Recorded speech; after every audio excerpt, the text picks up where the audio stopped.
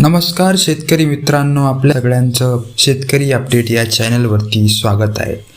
मुख्यमंत्र्यांनी स्पष्ट सांगितले आहे की 3 दिवसात प्रत्येक पात्र शेतकऱ्याच्या खात्यामध्ये पैसे पोहोचलेच पाहिजे. त्यामुळे शेतकरी बांधवांनो, कधीही तुमच्या अकाउंटमध्ये अतिवृष्टीचे पैसे आणि नमो शेतकरी योजनेचा हप्ता जमा होऊ शकतो. तुम्ही मोबाईल चेक करत राहा. कधीही तुम्हाला डबल मेसेज येऊ शकतो की पैसे जमा झाले आहेत की नाही. सप्टेंबर महिन्यात झालेल्या जोरदार पावसामुळे अनेक शेतकऱ्यांचे प्रचंड मोठ्या प्रमाणात नुकसान झाले आहे. त्या नुकसान भरपाईची शेतकरी आतुरतेने वाट बघत होते. अखेर सरकारने मोठा निर्णय घेतला. आता अतिवृष्टीसाठी प्रति हेक्टरी 21,000 आणि नमो शेतकरी योजनेचा 2,000 रुपयांचा 8वा हप्ता अशी एकूण 23,000 रुपयांची रक्कम थेट शेतकऱ्यांच्या बँक खात्यात जमा व्हायला सुरुवात झालेली आहे.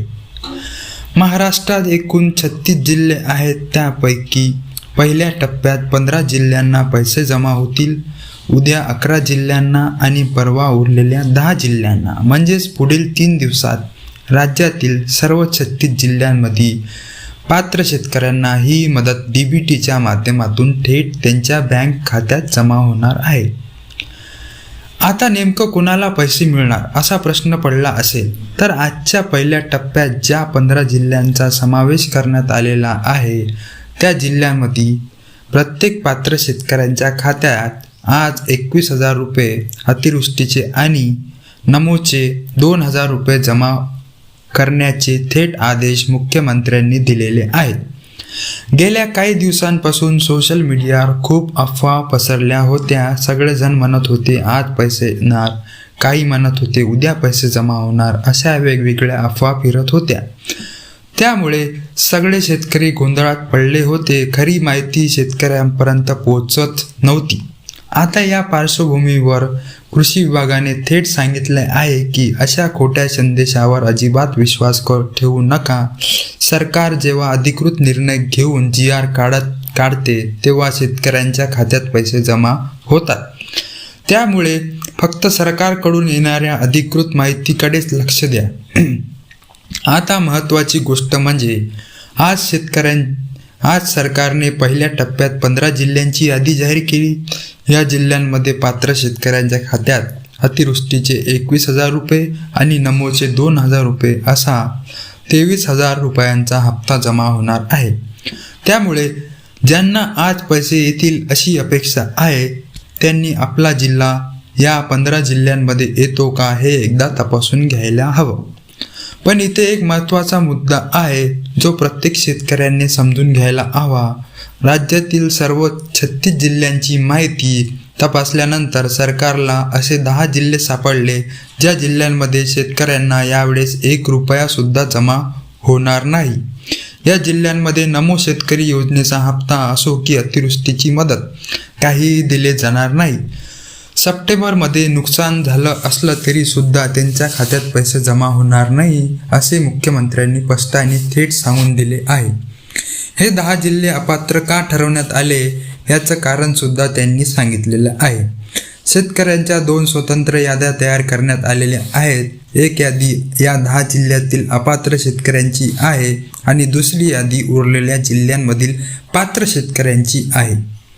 याच यादीनुसार पुढची प्रक्रिया केली जात आहे. म्हणून आता शेतकरी बांधवांच्या मनात एक प्रश्न तयार होतो की नेमके ते कोणते 10 जिल्हे आहेत ज्या जिल्ह्यांमध्ये शेतकऱ्यांच्या खात्यात कोणतीही मदत येणार नाही.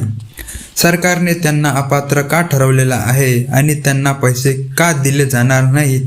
तसंच ज्यांना आज अतिवृष्टीची 21,000 रुपयाची मदत आणि नमो शेतकरी योजनेचा 2,000 रुपयाचा 8वा हप्ता म्हणजेच अशी एकूण 23,000 रुपयाची मदत त्यांच्या खात्यात जमा होणार आहे.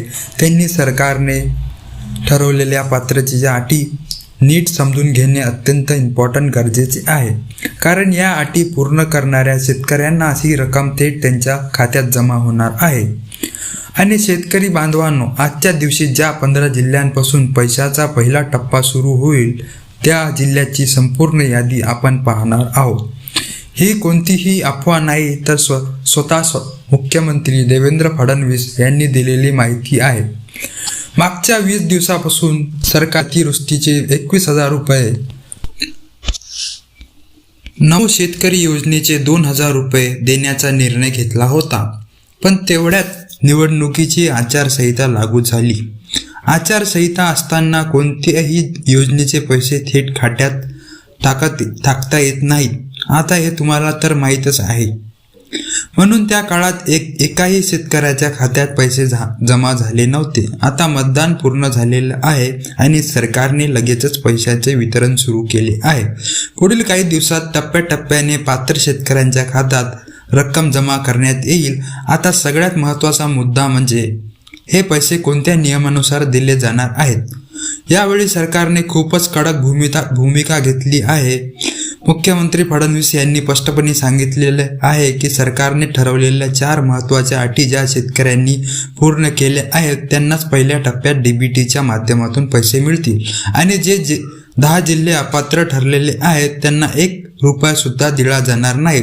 त्या जिल्ह्यातील सगळ्या शेतकऱ्यांच्या खात्यात मोठी फुली मारण्यात येणार आहे. म्हणजे थोडक्यात काय तर सरकारने ठरवलेल्या अटीमध्ये बसणारे शेतकरीच आज जाहीर झालेल्या 15 जिल्ह्यांच्या यादीतून एकूण 23,000 रुपयांचा लाभ घेऊ शकणार आहेत. मुख्यमंत्र्यांनी आणखी एक महत्त्वाची गोष्ट स्पष्ट केली आहे. आत्तापर्यंत PM किसान, नमो शेतकरी या योजनांचा लाभ काही लोकांनी चुकीच्या पद्धतीने घेतल्याचे चौकशीमध्ये समोर आलेले आहे. त्यामुळे यापुढे पैसा नीट, पारदर्शक आणि योग्य लोकांपर्यंत पोहोचवावा यासाठी सरकार फक्त काही शेतकऱ्यांनाच निधी देणार आहे.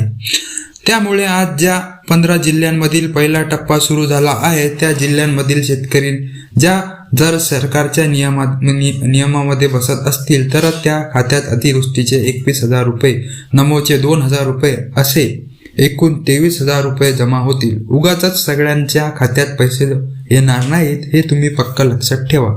आता पहिला आणि सगळ्यात महत्त्वाचा नियम आहे की नीट समजून घ्या.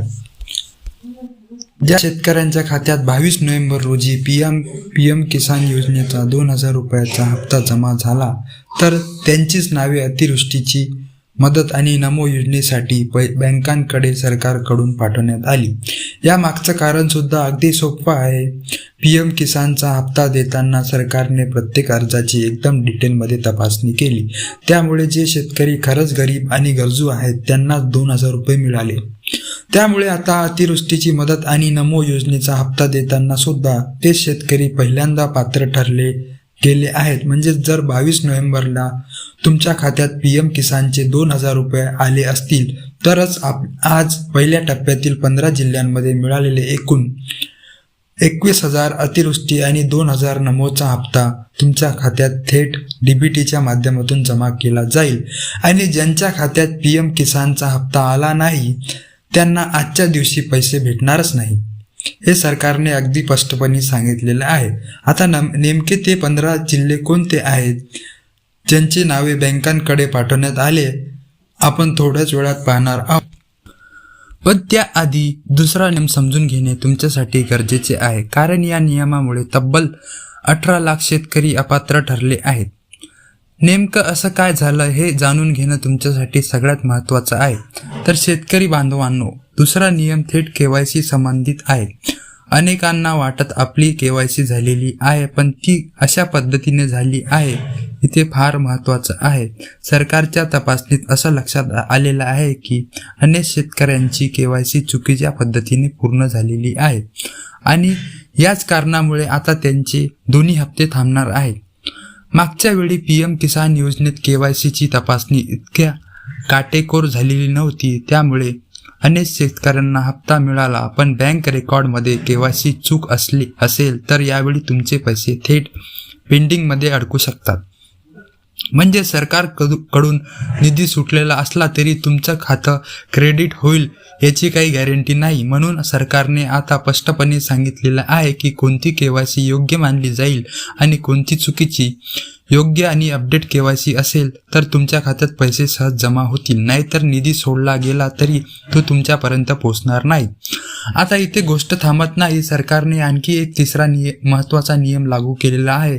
या नियमामुळे तब्बल 48 लाख शेतकरी अपात्र ठरल्याची माहिती समोर आली. गेल्या काही दिवसात मतदानामुळे आचारसंहिता लागू होती म्हणून पैशाचे वितरण थांबण्यात आले होते, पण आता मतदान पूर्ण झालं, आचारसंहिता उठली आणि लगेच पैशांचा पाऊस पडायला सुरुवात झालेली आहे. सरकारने तब्बल 14,000 कोटी रुपयांची निधी थेट बँकांकडे पाठवलेला आहे. पहिल्या टप्प्यात 15 जिल्ह्यांचा समावेश केला आणि या 15 जिल्ह्यांमध्ये शेतकऱ्यांच्या खात्यामध्ये 23,000 रुपयांची रक्कम जमा व्हायला सुरुवात झाली.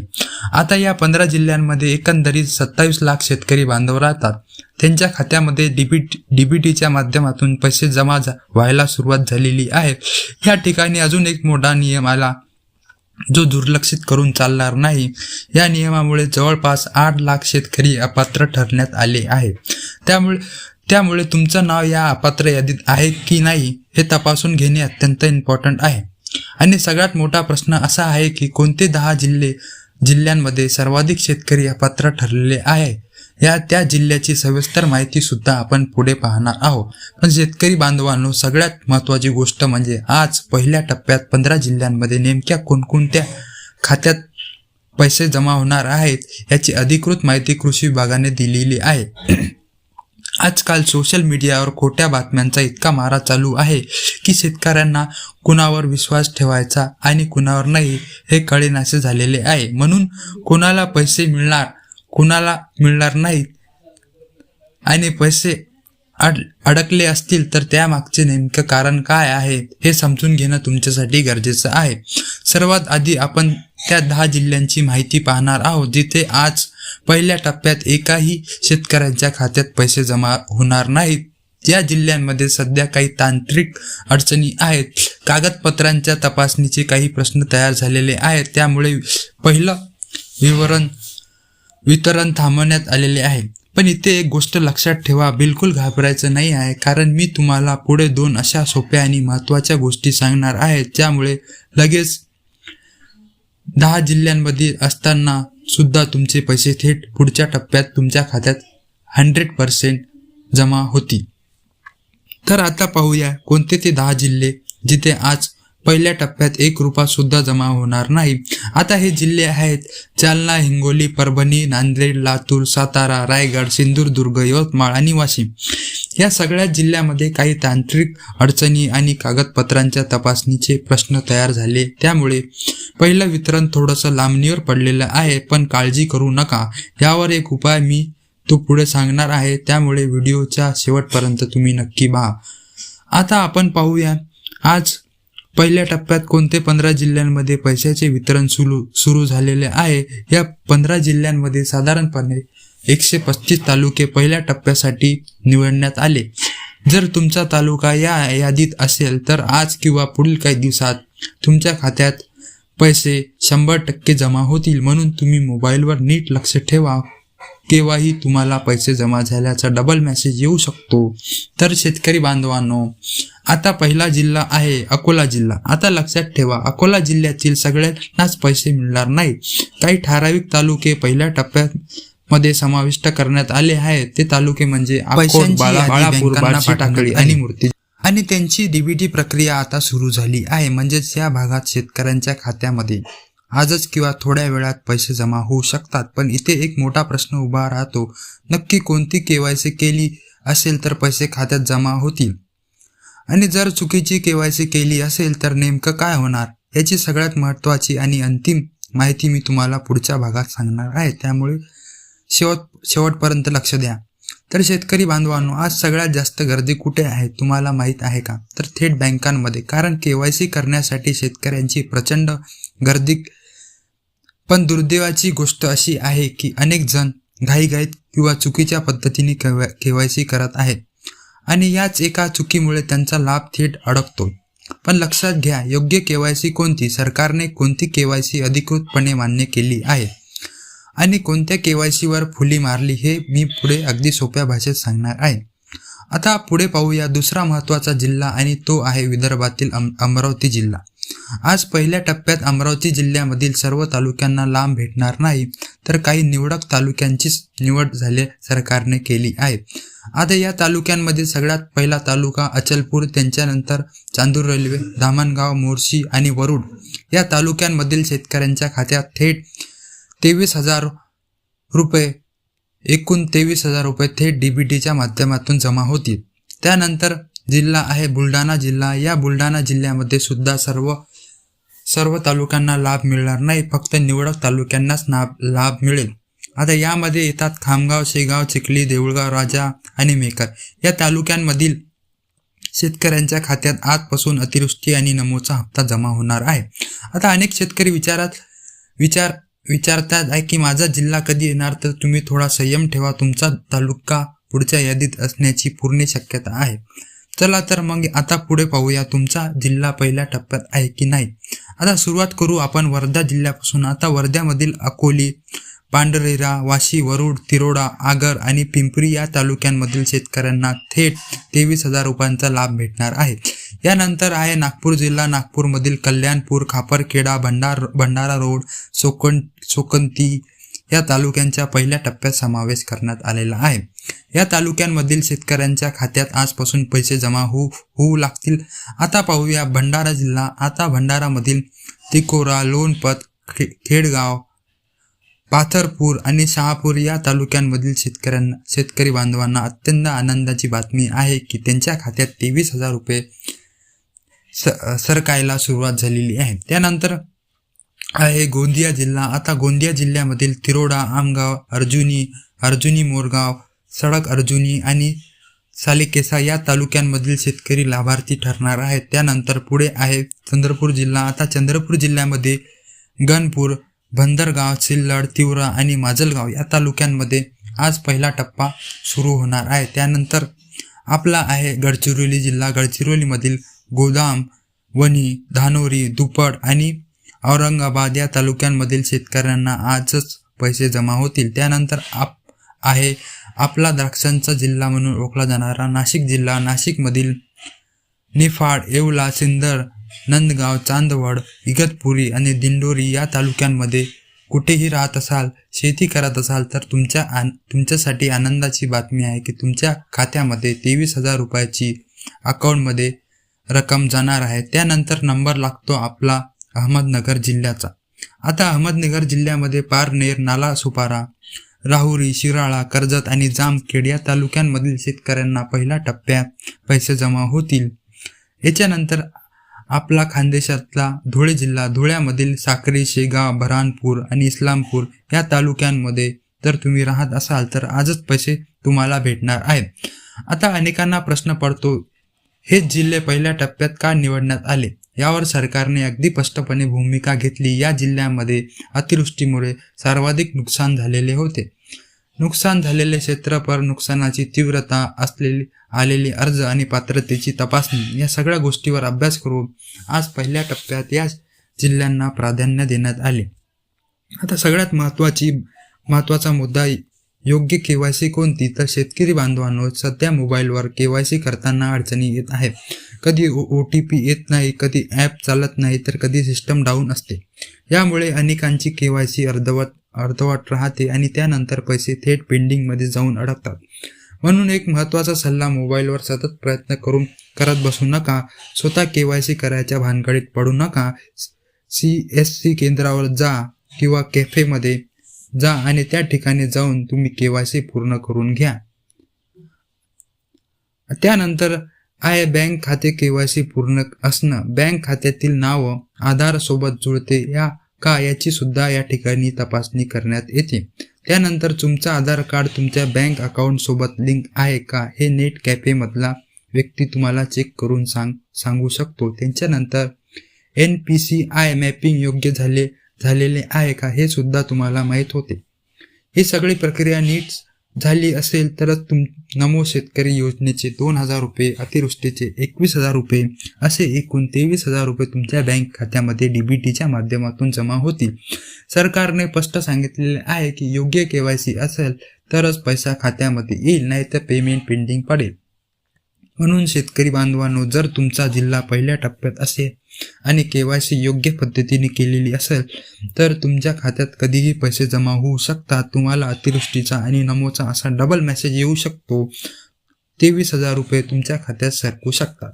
तर शेतकरी बांधवांनो, ही होती अतिवृष्टीची आणि नमो शेतकरी योजनेच्या बाबतीत अत्यंत महत्त्वाची बातमी. व्हिडिओ आवडला असेल तर व्हिडिओला लाईक करा, सबस्क्राईब करा आणि व्हिडिओला शेअर करा. धन्यवाद मित्र.